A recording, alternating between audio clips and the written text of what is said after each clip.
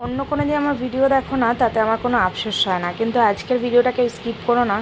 অনেক নতুন মায়েদের অনেক উপকারে লাগবে ভিডিওটা। শুধুমাত্র বাচ্চার মানে এই যে যত্ন বলো, বাচ্চার ব্যাপারে নিয়ে আজকের এই ভিডিওটা কী বিষয়ের উপর করতে চলেছি, তোমরা ভিডিওটা দেখলেই আজকে বুঝতে পারবে কতটা ইম্পর্ট্যান্ট একটা ভিডিও নিয়ে এসেছি। আর এটা সত্যি কথা বলতে শুধু আমি না, এই প্রশ্নটা হাজার হাজার মায়ের মনে হয়, নতুন নতুন মায়েরা যারা নতুন মা হয়েছে তাদের মনে এই প্রশ্নটা বারবার আসে যে এটাতে কোনো ক্ষতি হচ্ছে কিনা। তো চলো আজকে সেটাই শেয়ার করব। তোমাদের কাছে হাত জোর করে ক্ষমা চেয়ে নিচ্ছি, তার কারণ হচ্ছে ফ্যানের আওয়াজের জন্য ভয়েসটা একটু অন্যরকম হতে পারে। কারণ মন শোনা পাশেই ঘুমোচ্ছে, সারাদিন একদম ঠিকঠাক ঘুম হয়নি আজকে মন শোনার, কারণ আমাদের আজকে ফ্যানটা খারাপ হয়ে গেছিলো আর তার জন্য কয়েলটা পড়ে গেছে, এবার দোকানে দিয়ে এসেছিলো। এবার এসি মাঝে মধ্যে চালাচ্ছিলাম, কিন্তু খুব চালাতে পারছিলাম না, কারণ যেহেতু মন শোনার কালকে ভ্যাকসিন রয়েছে। তো সেই জায়গায় দাঁড়িয়ে যদি আজকে এসিটা বারবার চালায় তাতে ঠান্ডা লেগে যেতে পারে, তাতে ভ্যাকসিনটা আটকে যেতে পারে। ওই জন্য কী বলতো, মন শোনা সারা দুপুর আজকে ঠিক মতো ঘুমোয়নি, কিছুক্ষণ ও ঠাকুমার কাছে ছিল, তারপরে ওইখানেই রাখতে বলেছিল। কিন্তু কী বলতো, আমার তো ওকে ছাড়া ভালো লাগে না, আর ও আসার পর থেকে মনে হয় যেন সবসময় আমি ওর কাছেই জিতে থাকি। যাই হোক, এইভাবে মন শোনা দুপুরে একটু ঘুম হয়নি। তারপর সন্ধ্যাবেলায় একটু আগে জাস্ট ফ্যানটা লাগিয়ে দিয়ে গেল, আর এখন মন শোনা পড়ে পড়ে ঘুমোচ্ছে। দেখবে তোমরা, দেখো, ঠিক আছে, মন শোনা ঘুমোচ্ছে। যাই হোক, একটু অ্যাডজাস্ট করে নিও। এসিটা চালাবো না, তার কারণ হচ্ছে ওই যে বললাম ভ্যাকসিন আছে, কালকে ঠান্ডা লেগে গেলে মুশকিলে পড়ে যাবো পুরো। তো এবারে বলি, আমাকে একটা বোন বারবার কমেন্ট করছো হাগিসের ব্যাপারে, যে তুমি এতটুকু বাচ্চাকে নিউবর্ন হাগিস পড়াচ্ছ, বা সারাদিন তুমি ওকে হাগিস পরিয়ে রাখো। তো এখন তোমাদের সাথে সেই বিষয়টা নিয়ে কথা বলবো, সারাদিন হাগিস পড়ালে কোনো ক্ষতি হয় কি না হয়, সেই সমস্ত বিষয়টা নিয়ে আমি তুলে ধরবো।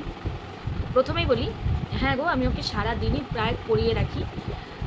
সকালবেলার দিকটা কিছুক্ষণের জন্য আমি ওকে রেস্ট দিই, ধরো দু ঘন্টার মতো। সকালবেলা যখন ঘুম থেকে ওঠে তখন ঘন্টা দুইটার মতো রেস্ট দিই। এবার বলি কেন আমি ওকে সারাদিন হাগিস পরিয়ে রাখছি। দেখো, আমার ডেলিভারিতে তোমরা দেখেছো আমার মা কিন্তু আসতে পারেনি, কারণ আমার মায়ের ভীষণ শরীর খারাপ, সুগার থাইরয়েড সমস্তই বেড়ে গেছে, এবং আমার মায়ের অনেক ফোড়া হয়েছে, যেগুলো মানে কি বলবো, কাটাছেঁড়া করে মানে এখনও অবধি পুরোপুরি ঠিক হয়নি। সে কারণে আমার মায়ের এসে থাকতে পারেনি।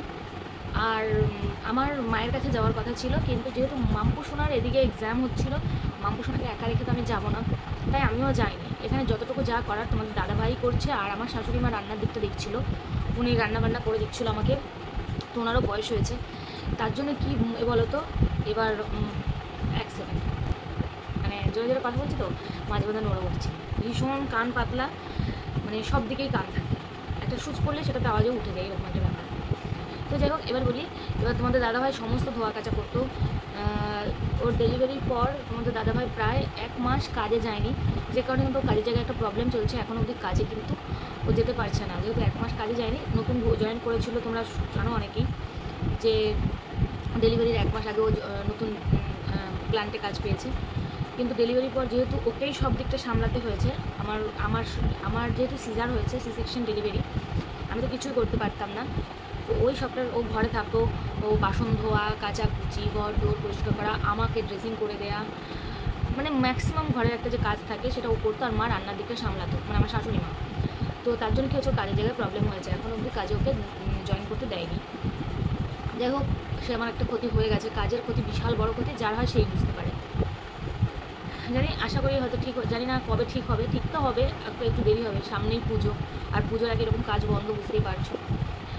এবার বলি যে বোন, আমি এবার যেহেতু তোমাদের দাদাভাই সমস্ত কাচাকুচি করছিল, তো একটা বাচ্চার প্রচুর কাঁথা বেরোয়, প্রচুর ন্যাকড়া বেরোয় পর, কারণ একটা বাচ্চা যখন ছোটো হসপিটালে নিউবর্ন বেবি যারা হয়, বারবার পটি করে, বারবার টয়লেট করে। এখন তো পটির পরিমাণটা অনেকটাই কমেছে, কিন্তু তখন ভীষণ পরিমাণে পটি করতো। আর প্রথম হসপিটাল নার্সিংহোম থেকেই ওরা কিন্তু ওকে প্যাম্পার্স পরিয়েছে, মানে সেই চিটানো প্যাম্পার্সগুলো, যেগুলো মানে এলাস্টিক না, মানে প্যান্ট সিস্টেম না, ওগুলো হচ্ছে চিটানো, দু সাইড থেকে ওরাই পরিয়ে দিয়েছিল। আর যেহেতু মন শোনা আমাদের ভীষণই ছোটো হয়েছিল, 2 কেজির একটু বেশি, ওকে ধরতেই পারতাম না, একদম বারবার ধরবো, কী করবো কি না করবো, ওই জন্য। আর ওরা বলে দিয়েছিলো ডক্টররা যে না, কোনো ক্ষতি নেই, তবে তুমি যখন চেঞ্জ করবে তখন কিন্তু তুমি অবশ্যই একটু নারকেল তেল মানে পুরো পোর্শনটায় লাগিয়ে নেবে, তারপর আবার নতুন করে পড়াবে। তাতে করে কী হয়, ওর কোনো র্যাশ বেরোবে না, কিচ্ছু বেরোবে না। আর ঠাকুরের আশীর্বাদে ওর কিন্তু আজ অবধি, এই 1.5 মাস বয়স হলো, এখন অবধি একদিনও র্যাশ বেরোয়নি, কারণ যেভাবে ডক্টর আমাদের বলেছে আমরা সেভাবেই করেছি। তাই দেখো, সিজারের পরে কিছুই করার ক্ষমতা থাকে না, নিজেরও কোনো কিছু করার ক্ষমতা থাকে না, এবার আমার বর যতটা করেছে সারাদিন কাচাকুচি, শুধু ন্যাকড়াগুলো না বেরোলো, অনেক কাচাকুচি থাকে, আমার একটা জিনিস কাচাকুচি থাকে, মামপোষো না বড় মেয়ে আছে, তার জিনিস জামা কাপড় রয়েছে ধোয়া কাচা থাকে। এবার ওই একটা মানুষ, ওর ওপরে যদি আমি অতটাই প্রেশার দিই না, তাহলে পরে কী হবে বলো তো, ওরও অনেকটা চাপ পড়ে যাবে, অত ধোয়া কাচা ও করতে পারবে না। বেটা ছেলের মানুষ, ও যথেষ্ট করে, ও অনেক কাজ করে সংসারে, অনেক কাজ, যেটা একটা মেয়েও পারবে না। রান্না থেকে শুরু করে বাসন মাজা, ঘর গোছানো, ঘর মোছা, ঝাড় দেওয়া সব করতে পারে তোমাদের দাদাভাই। কিন্তু কী বলো তো, ওর দিকটাও তো ভেবে দেখতে হবে। ওই জন্য আমরা কি ডক্টরের সাজেশন নিয়েই কিন্তু আমরা ওকে প্যাম্পার্স করাচ্ছি। আর হ্যাঁ, যেটা নিউবর্ন যে হাগিসটার কথা তুমি বলছো, আমরা প্রথম প্রায় 1 মাস পর্যন্ত, ওর যখন 1 মাস বয়স হয়নি তখন পর্যন্ত চিটানোগুলো করাতাম। তার মানে একটা বড় বাক্স, মানে বক্স কিনে আনা হয়েছিল, তখন ওটা 700 টাকা দাম নিয়েছিল। তো সেটা দিয়ে প্রায় 1 মাসের কাছাকাছি চলে গেছে। তারপরে কিন্তু আমরা ওকে এই যে দেখো প্যাম্পার্সের এই প্যান্টটাই ব্যবহার করাই। এটা ভীষণই ভালো, কারণ আমরা যেটা প্রথম করাতাম সেটাও ভালো ছিল, তারপর আর একটা ধরেছিলাম সেটা তো অতটা ভালো ছিল না। মানে আমরা দেখছি যে কোনটা ওর জন্য শ্যুট করছে, তো তারপরে দেখলাম এটা ওর ভালো শ্যুট করে গেছে। তো তার জন্য আমি এই প্যাম্পার্সটা ওকে করাচ্ছি। Pampers happy skin pants anti rash lotion with aloe vera. এটা ভীষণ ভালো। এটা কিন্তু দেখো 0 to 5 কেজি পর্যন্ত, যেহেতু মনসোনা এখনও 5 কেজি হয়নি, তাই এইটাই পড়াতে পারছি। 0 to 5 কেজি দেখো লেখাই রয়েছে। তো এবারে বলি যে কোনো ক্ষতি হয় কি না হয়, কোনো ক্ষতি হয় না, কিচ্ছু হয় না, কারণ আমার সুবিধাটা আমাকে তো বুঝতে হবে বলো। আমি যেটা পারবো না, আমি এখনও অবধি, আমি মাঝখানে এই 1.5 মাস বয়সের মধ্যে 2 দিন কাচাকুচি করেছি, তারপর আমার ভীষণ পরিমাণে ঠান্ডা লেগে গেছে। আর আমার ঠান্ডা লাগলে মনসোনার জ্বর চলে আসছে, কারণ ও যেহেতু ছোটো। আর আমি ওই কারণে কাচাকুচির কাছে যাচ্ছি না, এখনও অবধি তোমাদের দাদাভাই আমাকে কাচাকুচিতে যেতে দিচ্ছে না, বলছে 2 মাস কমপ্লিট হোক, তারপর তুমি একটু ভালোভাবে সুস্থ হয়ে নাও। কারণ এখন তুমি ফুট করে জলের কাছে যাচ্ছ, আর মনসোনার জ্বর 2 দিন ছাড়া ডক্টরের কাছে আমাকে চলতে হচ্ছে। মাঝখানে ওর জন্ডিস হয়েছিল, সেই নিয়ে অনেক ভোগান্তি ভুগেছি। এখন আবার আরেকটা প্রবলেম দেখা দিয়েছে, সেটা আমি এখন তোমাদের সাথে শেয়ার করবো না, কিছুদিন বাদে শেয়ার করবো। আমি আগে ওকে ডক্টর দেখাবো, ওর ছবি করতে হবে, অনেক রকম ব্যাপার রয়েছে।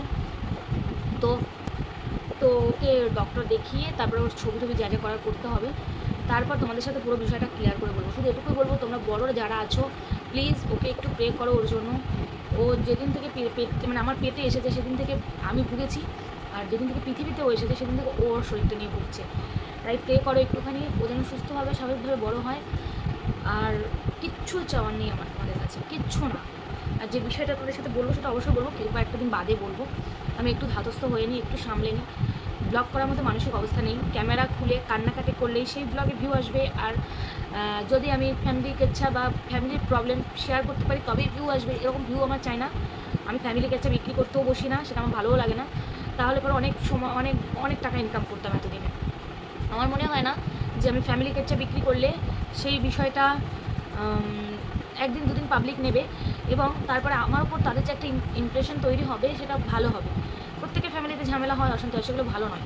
আর বাচ্চার যেটা হচ্ছে ওটা হচ্ছে জ্বর সর্দি যাই হচ্ছে টুকটাক বলছি তোমাদের যে এই হচ্ছে। আমি ডক্টরের কাছে নিয়ে যাচ্ছি, হসপিটালে নিয়ে যাচ্ছি, অ্যাডমিট করছি বা কিছু, সেগুলো আমি শেয়ার করছি না, কারণ আমার মনে হয় না এতটুকু বাচ্চাকে বিক্রি করে খাওয়াটা ঠিক হবে, এতটুকু বাচ্চার এই শরীর খারাপগুলো বিষয় নিয়ে। তো আমি যে কী পরিস্থিতির মধ্যে আছি শুধু আমি জানি আর ভগবান জানি। তবুও বলবো আস্তে আস্তে শেয়ার করবো, আগে আমি ধাপগুলো পেরিয়ে যাই, অবশ্যই আমি শেয়ার করব, কিন্তু আমি বলবো তোমাদেরকে পরে। এখন আমি এই মুহূর্তগুলো শেয়ার করছি না। ও ভীষণ ছোট আর ও প্রচণ্ড পরিমাণে ভুগছে। আমি ওর সমস্ত জিনিসগুলো নিয়ে আমি বিক্রি করতে চাই না। শুধু তোমরা একটু প্রে করো ও যেন সুস্থ থাকে, স্বাভাবিক থাকে, আর যে প্রবলেমটা হচ্ছে সেটা যেন খুব তাড়াতাড়ি আমরা সলভ করতে পারি, এটুকুই বলবো। তো এটাই বলার ছিল যে সবারই সুবিধা মতো কাজ করা উচিত, যার যেটাতে সুবিধা হয়। আর এটাতে ক্ষতি হওয়ার কিছু নেই প্যাম্পার্সে বা হাগিস বলো, যেটাই ব্যবহার করো না কেন, কারণ ডক্টরের সাজেশন নিয়েই করো। আমরা ডক্টরের সাজেশন নিয়েই কিন্তু আমরা ওকে ইউজ করাচ্ছি। তবে হ্যাঁ, এখন যেহেতু পটির পরিমাণটা একটু কমে এসেছে, আমরা ঠিক করেছি আর একটা মাস যাক, তারপর প্যাম্পার্সটা আমরা শুধুমাত্র রাতে ইউজ করবো, দিনের বেলা পরাবো না। একটু বড় হোক, মানে ধরার মতো হোক। এখনও ধরার মতো হয়নি, বিশেষ করে মোবাইলে যত বড় লাগে অত বড় হয়নি। ও একদম ছোটো পুচকো একটা বাচ্চা, ওকে মানে ক্যারি করতে আমার ভীষণ প্রবলেম হয়। তার মধ্যে ওর যে একটা প্রবলেম হয়েছে সেটার জন্য প্রচুর কষ্ট পাচ্ছে, আর যে কারণে ওকে আমরা একটু আঘাত দিতে চাই না। ওই জন্য যেটাতে আমরা কমফোর্টেবল ফিল করছি বা ও যেটাতে কমফোর্ট ফিল করছে আমরা সেটাই করি। বারবার টানা হাসা, আর কী হয় জানো তো, বারবার টয়লেট করছি, বারবার পটে করছি, তো বারবার ন্যাকটা পাল্টাতে হচ্ছে, তাতে করে ওর ঘুমের ব্যাঘাত ঘটছে। আর আমরা একটুও ওকে ডিস্টার্ব করতে চাইছি না, একটুও না। তাই আর একটা মাস যাক, তারপর আমরা ওকে শুধু রাতে ব্যবহার করাবো, আর দিনের বেলাটা আমরা ওকে একদম ফুললি রেস্ট দেবো। তো এই হলো ব্যাপার। তো আশা করি বন্ধুরা তোমার উত্তর পেয়েছো। আমি একটু হ্যাঁ একটু প্রবলেমে রয়েছি, একটু বলবো না, অনেকটা বলবো না, বেশি বলবো জানি না। আমি প্রবলেমটা কাটিয়ে উঠি, সব আশা করি ঠিক হয়ে যাবে। তার মধ্যে তোমাদের দাদাভাই কাজে এখনও পর্যন্ত জয়েন করতে পারিনি। আমি যে কী প্রবলেমে রয়েছে সেটা শুধু ভগবান জানে। যাই হোক, আজকের মতো এই পর্যন্ত, দেখা হচ্ছে নেক্সট ভিডিওতে। আমি মানে ভালোভাবে ভিডিও দিতে পারছি না, রান্না পর্যন্ত ঠিকভাবে করতে পারছি না জানো। আজকে শুধু সোয়াবিনের তরকারি ভাত করেছে আর শাশুড়িমা কাঁঠালের আটি বাটা করেছিল, সেটা দিয়েছে। তো এই হলো আজকে রান্না। এবার কালকে সারাদিন রান্নাবান্না কী করবো জানি না। আমাকে ভ্যাকসিন নিতে যাওয়ার আগে রান্না করে রেখে যেতে হবে, কারণ ভ্যাকসিন নিয়ে আসলে সারাদিন কান্নাকাটি। 3টে ভ্যাকসিন রয়েছে ওর। একটা বাচ্চা যদি 3টে ভ্যাকসিন থাকে, ইঞ্জেকশন থাকে, সে বলো তো তার শরীরটা কী। আর এইটুকু একদম ছোটো, তোমরা ভাবো এখনও, মানে কী বলবো, প্রচণ্ড কষ্ট পাবে। যতই বলবো কম হয়ে যাবে। যাই হোক, বেশি বকবক করবো না, তাহলে ঘুমটাই ওর ভেঙে যাবে। অনেক বকবক করে ফেলেছি অলরেডি। আর আমার যেহেতু একটাই রুম, তাই আমাকে ঘরের মধ্যে বসে কথা বলতে হয়। চেষ্টা করি একটু অ্যাডজাস্ট করে নিও। আজকের মতো ভিডিওটা টাটা।